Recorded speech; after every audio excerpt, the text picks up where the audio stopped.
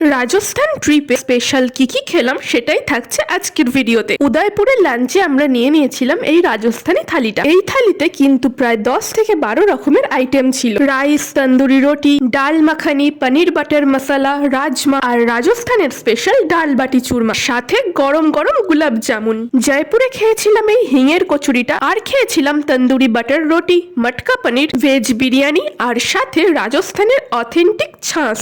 বিকেলের দিকে খেয়েছিলাম এই বাদাম কুলফিটা। জয়সলমেরের প্রচন্ড গরম থেকে বাঁচতে খেয়েছিলাম এই ডাবটা। ক্যাম্পে খেয়েছিলাম পকোড়া আর সাথে একটু পাঁপড় ভাজা। মাউন্ট আবুতে লাঞ্চে খেয়েছিলাম বাটার তন্দুরি রুটি আর সাথে চিকেন দো পেঁয়াজা আর চিকেন বাটার মশলা। বাস্কিন রবিন্স থেকে খেয়েছিলাম একটু আইসক্রিম। দেন খেয়েছিলাম ভুট্টা, আর ডিনারটা সেরেছিলাম অথেন্টিক ডাল বাটি চুরমা দিয়ে। আর ডিনারের পর খেয়েছিলাম জিলিপি আর রাবড়ি। আর একদিন ডিনারে খেয়েছিলাম বাটার তন্দুরি রুটি, জিরা আলু, ডাল মাখানি আর সাথে পনির বাটার মশলা।